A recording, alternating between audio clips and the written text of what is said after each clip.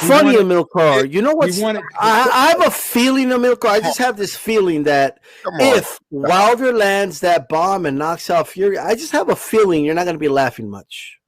I just have this feeling that's not going to be really funny. I'm going to be praising my black king. Of course, let Sean get in here. Yeah.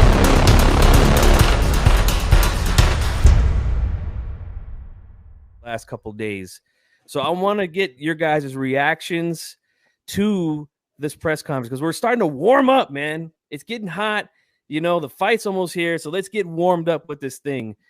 Joe Habib, the man, the Tyson Fury fan. I want to know what your reaction was to both guys in their press conferences, man. Let us know. Well, the thing about this fight is every time someone loses, the first thing they say is, that wasn't me. And if there is a rematch, in the rematch, they usually say there's going to be a brand new me, right? But it's hard to envision at 36 years old, a person who's won only one way his whole career, right? To all of a sudden, after 40-something fights, just morph into this brand new guy and win a different way than he never has before. Now, when I take Tyson Fury, I've seen a guy win in a multitude of ways. I've seen him outbox guys from the outside. I've seen him brawl guys on the inside. I've seen him be the counter puncher. I've seen him be the stick and move type guy. I've seen him do so many things in there. I've seen him fight guys southpaw, orthodox. So when I'm listening to Wilder talk and I'm listening to Fury talk, now obviously Fury does contradict himself a lot, right? He does talk a lot of trash, right? He's very volatile. It's hard to believe Fury, but one thing I can believe Fury when he talks about boxing is his fighting ability. He's never lied to us. That's one area he's never lied to us at. Mm-hmm. He went in there, tell you he's going to do one thing, and he does it. Every time he tells you he's going to do something, goes in there and does it, right? So the onus is on Wilder to back up what he said. I'm just – the big thing, I know no one wants to talk about the excuses, but the big thing with the excuses is you can't fix a problem if you don't accept how the problem originated. You can't fix a problem if you don't know how to identify the source of the problem. So if your whole mentality, well, this is what the Beeb does. There's a lot of psychology. This is just a lot of psychology comes with the Beeb. Beeb's learned from his mistakes in life. Recognize the problem though, Beeb, but we'll get to that. So Wilder has a lot of experience in life. So a lot of years. Wilder had a problem in that fight. And he wasn't able to identify the cause of that problem because he's saying it was from things that are just unbelievable. So if you don't know where the problem, or you're not accepting where the problem stemmed from, and you're blaming everyone else but yourself, I have a hard time believing that that person is going to be able to correct the problem and change the problem if they don't realize the problem started with them. It's not what the other guy did in terms of cheating and all this other BS and the referee.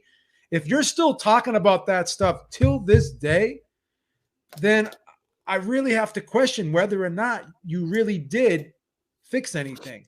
I see him hitting pads. I don't really see him doing anything differently. So, like I said, Fury does talk shit. He's lied to us before, pulled out of fights, but one thing he's never lied to us about. Every time he says he's going to show up to fight, he shows up to fight. Let's see if Wilder can do the same. I don't think that Malik Scott is going to be the guy to transform Deontay Wilder into this fighter we've never seen before, because I just don't think Wilder has it inside him. He is what he is. And people who are born round don't die square. And I think we're going to find that out next week. All right. Sean, I want to know what you thought, man. Both guys had their virtual press conferences with the media. What did you take away from both guys? What stuck out to you? Yeah, I mean, to Joe Habib's point, it feels like, Tyson Fury is, he's being real, blusterous and confident, and he's saying he's what he's going to do. He's going to beat him worse than before, and he's going to go right at him. He's going to be real aggressive, and I do believe that. And there's nothing to show that, that won't be successful. And he has shown that he can fight in different styles and have success against, the fighter he's going to face next week. So I think that, Tyson Fury's in a good place. He's feeling good, and he feels ultra confident as he should. I think to Joe Habib's point, I'm right there with him. If you can't accept the fact and you're still in denial, are you truly fixing the things that need to be corrected? And, a lot of things that need to be corrected is, style and technique. And at the end of the day, either you change or you are what you are. And I think Deontay Wilder is what he is. What you see is what you get. And I think, yeah, he's working the pads, and they may have a different strategy and a different hope, but I think that ultimately it's going to bear the same fruit. And I don't really think there's going to be any changes, because they'll say one thing, but I think ultimately they're hoping to land that big right hand. And I'm expecting more of a beating than the last fight. Well said. Well said. Maestro is chomping at the bit right now. I can just see that look. I know that look on that face right there. He's ready to roll. So let me know what you got on your mind, Maestro. Well, number one, Wakanda forever. Okay. It's it is what it is. As a black man, we don't have much of a storied history. I don't know what that means. We didn't have the great empires in Africa, whether it was the Nubians or the ancient Egyptians, or the various leaders of the great African continent. Even more recently, Mandela, Patrice Lumumba, and many others. Nor in the diaspora do we have people like Malcolm X or Marcus Garvey or the great Martin Luther King Jr. that we can turn to. So as a black man, granted of Caribbean descent, not African American, I have to turn to my king, Deontay Wilder, Wakanda forever. I'm going to be black for this segment. I'm feeling it. To set the record straight, to, end white privilege, put us all on his back, and knock out this white Eurobum disgrace from England named Tyson Fury. Now, Joe says that Deontay hasn't learned from his mistakes. Well, he has learned from his mistakes. In the first fight, it was a fast count. Sorry, it was a slow count by Jack Reese. We're never returning to that state again, and we're never going to have Jack Reese referee one of our fights. Turn to the second fight. The Wakanda suit was too heavy. My disloyal or his disloyal black trainer spiked his water, right? Was allied to the Kronk gym. Somehow the Las Vegas Commission got those egg weights into the glove and put a dent into the head of my king. And if that wasn't enough, it was all just shoveled under the rug by the white man. Deontay's faced more oppression than even the great Muhammad Ali, and is probably a better boxer than him. What am I saying? Probably. He is a better boxer than him. So, Joe, I don't know what you're talking about. This white Euro bum from England is about to get knocked the hell out, probably in the first round. We have learned from our mistakes. We're never allowing the cheating to take place again with the gloves, right? He's not going to be wearing the Wakanda suit, which he was using to represent Black History Month and to represent for all of my people. And, granted, on October the 9th, we will achieve greatness again. Our great king, Deontay Wilder, will return to his rightful place on the Wakanda throne. And having said all that, I'm going to pass it over to my brother D-Style, who's an honorary member of the how do you follow that? I don't know how you follow that. The Wilder fanboying club. Apparently, he thinks also that the Wakanda lightning bolt in Wilder's right hand is going to destroy Fury. And it is what it is. So, Joe, I don't know what you're talking about. I've laid out all of the mistakes of the first 2 fights, and it is what it is. My king is going to return to his throne. Yo, that might have been the best heel turn I've seen since Hulk Hogan turned heel and went to the NWO. That was unbelievable. I did it for the money, brother. You know, like these fans can stick it, brother. Go ahead, D-Style. Go ahead, man. So first of all, I want to give a shout out to Puro Sur Central. Like I saw you on the last show, and I forgot to give a shout out. I just want to give a shout out. You know what I mean? Shout out to you. Check it out. First of all, quick question to Maestro. Quick question. So I get the excuse and all that. I get all that, but let's say it was to be like Black Panther, right? The suit. What's the difference between that and Tyson Fury dressing up as Batman, okay, with tighties on? You don't even got the body for it, okay? First of all, okay, at the Klitschko press conference, what's the difference? Well, I mean, in the one case, the suit affected our performance, and we lost the fight. I mean, Klitschko lost to Tyson Fury in that one, so I don't really see what the comparison is, D-Style. The Wakanda suit, all 40 pounds of it, weighed us down. Our legs were funny going into the fight. It was probably, to be fair, only 20% Wakanda suit, 80% this disloyal black trainer spiked his water. So I will give you that. So I want to kind of start with this, okay? So let me first answer the question, which is what I think about the virtual press conferences. Ladies and gentlemen, that's what we got, okay? Because Deontay Wilder did not want to do another press conference, okay? He wanted to do one press conference, and he took no questions, and he wanted to listen to like 3 Little Birds, you know, told me I got nothing to worry about, all that good stuff, okay? That's just the truth, all right? So we should have gotten another press conference to help sell this fight, to help, you know, get people's, you know, interest in the fight up. You know, can we get some type of back and forth?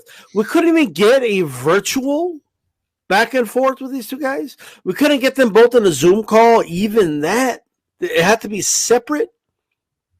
And make no mistake about it, the fact that we didn't get it together is because of Deontay Wilder. Okay. Well, so that hold on, man. So you already went. You went on your Wakanda rant. So it is what it. I know I made a great point you wanted to add to it, but too bad you lost your turn. Okay, so look, and then with that said, I do think Maestro does hate a little bit, though. You know what I mean? There's no doubt about that. You know what I mean? He does hate on. You know what I mean? You know, but I'm biased in my opinion. Yeah, totally. But one more point. So. Here's my thing. The fight's going to come anyway, right? Beeb said, this is what you said, Beeb, okay? I hate to do this to you. Every time he said he was going to go fight somebody, he did it. Isn't that what he said? How he was going to fight? He said he was going to go show up at the Klitschko rematch, and he never showed up. You're right, Joe, look, at the end of the day, there's a very pertinent point that I forgot to make. He's surrounded by some of the greatest leaders in the black community. Deontay Wilder, that is. None other than Shelly Finkel, JD's. They're going to ensure that the white man does not get another win over our king, Deontay Wilder. I mean, when I'm thinking of the greatest black leaders that this country has ever produced, I'm not thinking Martin Luther King Jr., Malcolm X, Rosa Parks, okay? I'm not thinking Paul Robeson. I'm thinking Shelly Finkel and JD's, and those two brothers, okay, have got our king's back. It's guaranteed. The white man is not getting it over us again. It's just not going to happen. not That's with right. JD's, and not with Shelly Finkel in our corner. It can't happen. It can't happen. So, by the way, I think Rachel Dolezal is in our corner too. So, you know, we've got the strongest members of the Black community backing us up on October the 9th. I